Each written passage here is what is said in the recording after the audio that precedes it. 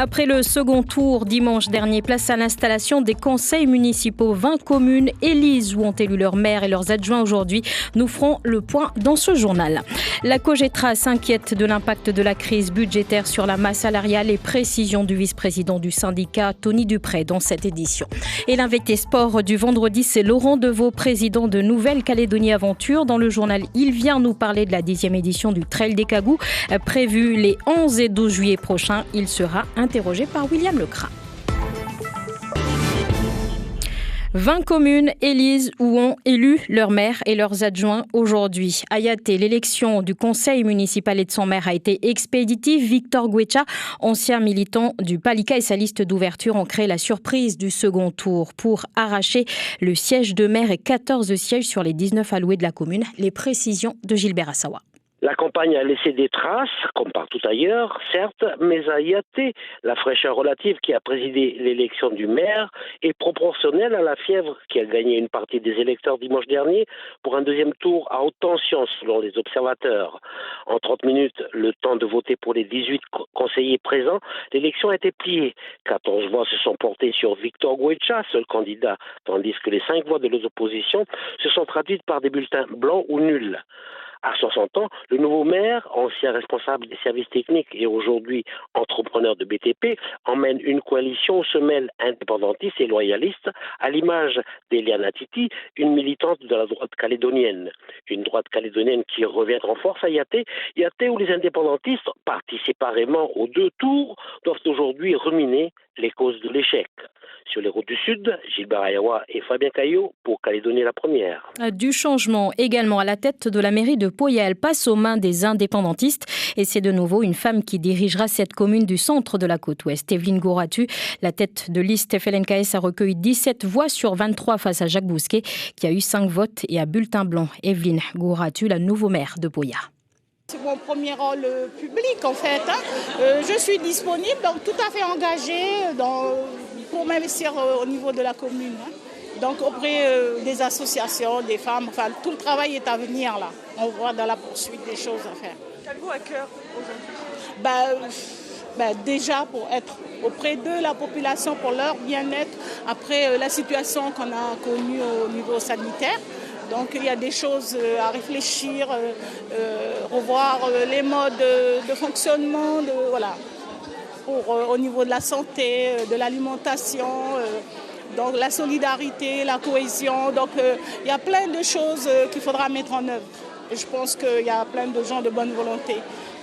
Voilà, c'était la maire de Poya. Propos recueillis par Lizzie Carbonnier et Laura Chintu. L'objectif pour la maire FLNKS, la mobilisation pour le second référendum du 4 octobre prochain. Sur la côte Est, l'Union calédonienne reprend les rênes de la mairie de Yéhen. Bernard Ouyat, Marguerite Poigoun, a été élu maire ce matin avec 15 voix. Oui, Clarisse, il y a eu 15 voix, comme vous le dites.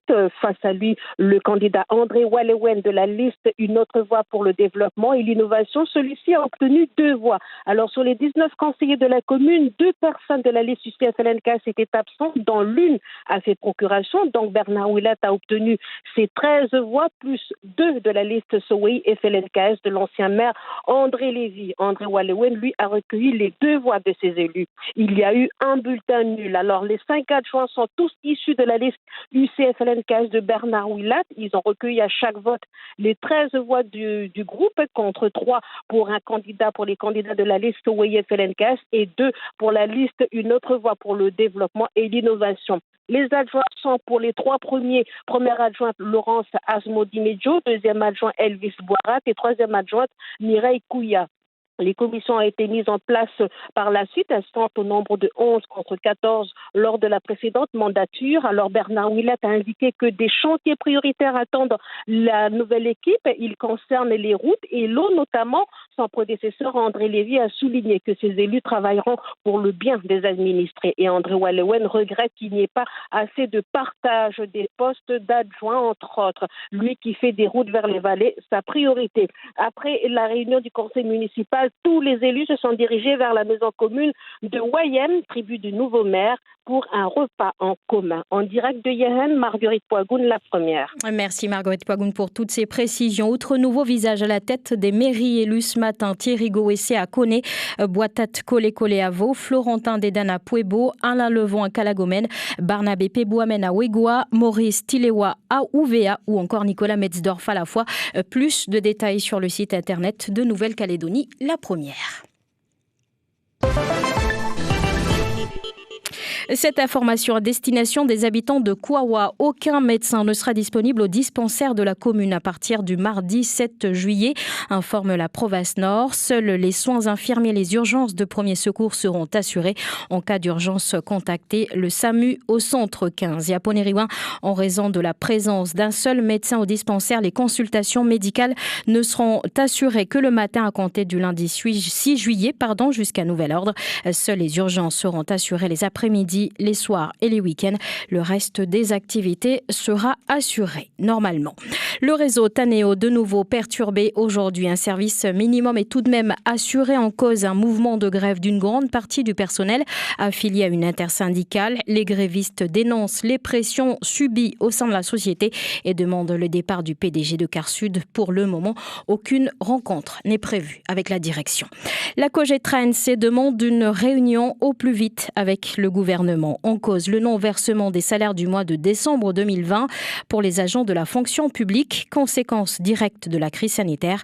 Les responsables de la COGETRA dénoncent aussi l'absence de données chiffrées concernant le Covid-19 et le manque de concertation entre les syndicats et la collégialité. Précision de Tony Dupré, vice-président de la COGETRA.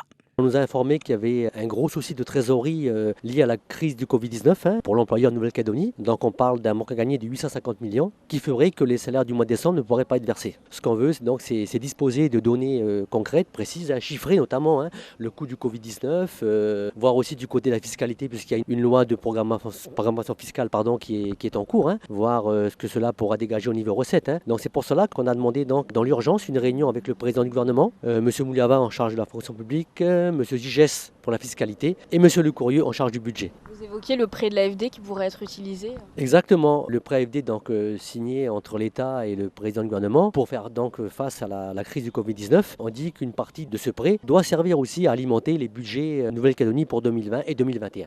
C'était Tony Dupré, le vice-président de la COGETRA. Il répondait à Alix Madec. Et la suite de ce journal avec l'invité sport du vendredi. Et c'est avec William Lecrin. William, bonjour. Bonjour Clarisse et bonjour à tous. Aucun officier de gendarmerie calédonien n'est en poste. L'invité sport sur la première. Le trail des Cagous devait avoir lieu au mois d'avril, mais à cause de la crise de Covid-19, elle se fera finalement les 11 et 12 juillet prochains en plein cœur du parc de la Rivière-Bleue. Un événement en Calédonie qui rassemble plus de 800 personnes chaque année. Pour nous en parler, Laurent Devoux, bonjour. Bonjour. Alors vous êtes le président de Nouvelle-Calédonie Aventure et directeur de course avec Martial de Villers. Laurent Devoux, on sera à la 10e édition du trail des Cagous. 10 ans à parcourir les sentiers, à bien baliser les parcours pour la sécurité des concurrents. 10 ans dans le même lieu. Comment se passe l'organisation ? Ça se passe bien, mais ça prend du temps. Là, on y retourne cet après-midi. Ça fait déjà au moins 3-4 week-ends d'affilée là, qu'on s'y trouve. C'est énormément d'investissement, de temps, et pour que tout soit prêt la semaine prochaine. Pour ce Trail des Cagous version 2020, quels sont les différents parcours ? Donc on a 4 parcours. On a d'abord un parcours accessible à tout le monde avec 10 km, le Trail Endurance Shop. Ensuite, on a un 25 km pour les gens qui s'entraînent un petit peu plus régulièrement et puis qui ont envie de voir un petit peu plus du parc, qui est magnifique.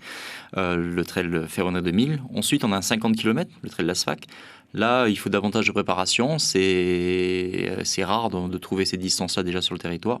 Et puis cette année, parce que c'était les 10 ans, on a décidé de faire un 100 km, l'Ultra Trail Optique 2000, donc, au sein du parc, avec plusieurs boucles, certes, mais tout en restant dans le parc, ça sera un Ultra Trail, où chacun peut vraiment repousser ses limites. Une première, les 100 km. Oui, les premières années, on avait organisé des 50 km, puis à la demande des concurrents, on était passé à 80.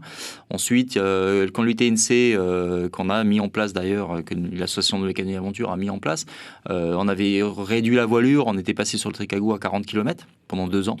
Et puis là, parce que c'est les 10 ans, c'est l'occasion de proposer un 100 km pour fêter à la limite les 10 années au parc de la Rivière-Bleue. Laurent Devois, à une semaine de l'événement, quel est le nombre d'inscrits ? On est à presque 600 et ça évolue très vite sur les derniers jours. Donc je pense qu'on passera la barre de le record. On a fait 960 personnes il y a quelques années. Je pense qu'on pourra passer cette barre et peut-être pour les 10 ans passer la barre des 1000 personnes. Alors à cause de la crise du Covid-19, nos sportifs n'ont plus la possibilité de participer à des courses à l'étranger. C'est peut-être l'occasion de venir s'essayer au Trail des Cagous. Oui, puis déjà au départ, la volonté du Trail des Cagous, c'était de proposer sur place des distances un peu plus longues que l'ordinaire et sans devoir partir à l'étranger, de pouvoir faire des 50 puis 80 km, puis d'avoir des points, puisque ça donne des points à ce qu'on appelle l'ITRA, les trailers connaissent, ça donne des points et ça leur permet ensuite de participer à des courses plus prestigieuses comme l'UTMB ou encore le Raid de la Réunion. Donc c'est la Diagonale des Fous pour ceux qui connaissent. Et donc c'est là, les 100 km vont aussi donner des points et donc ça permet à tout à chacun de vraiment repousser ses limites, quoi. Et parmi les favoris, de grands noms seront présents. Je pense à Ludovic Lanceleur qui l'a remporté à 6 reprises. Sur 7 participations, il l'a gagné 6 fois. L'année qu'il ne l'a pas gagné, il revenait de l'Ultra Trail d'Australie une semaine avant, donc c'était normal qu'il ne puisse pas le gagner. Mais oui, il l'a gagné l'an dernier, donc c'est le tenant du titre et effectivement c'est la référence. Et chez les filles ? L'an dernier, c'est Axel Nardou qui avait gagné donc, devant Angélique Plaire. Donc cette année, je ne sais pas si Angélique participera, mais je pense qu'avec Leslie Novici, d'ailleurs elles avaient partagé la victoire il y a 2 ans, je pense qu'elles seront au départ pour se disputer cette 10e édition. Alors Laurent Devois, lorsqu'on entend Trail des Cagous dans les médias, presque tout le monde connaît cette compétition sportive. C'est devenu une marque après 10 ans d'existence. Oui, déjà il faut citer, on était 3 au départ de cette aventure, donc David Esposito, qui a beaucoup œuvré. D'ailleurs, moi je dis souvent, c'est lui à 70-80% qui faisait tout le boulot la première année et les premières années, avec Marcel Devillers et moi-même. Et on revenait d'un déplacement et on s'est dit il faut créer un événement qui rassemble les Calédoniens, pour ça le Trail des Cagous, au parc de la Rivière Bleue où il y a des Cagous. Donc le nom était tout trouvé et on voulait proposer quelque chose qui n'était pas proposé jusqu'à présent, c'est-à-dire des grandes distances, et proposer un 50 km. Au départ, on avait un projet de 100 km, mais on avait peur qu'il n'y ait pas trop de monde au départ. Donc, on a commencé par 50, puis 80. Et après, il y a l'UTNC qui a suivi, quoi. Après 10 ans de bénévolat, est-ce que c'est difficile de garder cette motivation ? Oui, parce qu'on vieillit et en vieillissant, on a un petit peu moins d'énergie malgré tout. Et puis, les passions ont tendance à, je dirais, quelque part, on a d'autres passions. Moi, j'ai d'autres passions aujourd'hui. Quelque part, c'est bien aussi de passer la main à quelqu'un d'autre. Donc, je ne sais pas si je continuerai encore dans cette aventure, mais en tout cas, ça a apporté beaucoup de contacts, c'est une richesse d'être bénévole, de rencontrer beaucoup de gens, c'est intéressant. Mais quelque part aussi, à un moment donné, c'est bien aussi que d'autres et des jeunes puissent apporter autre chose.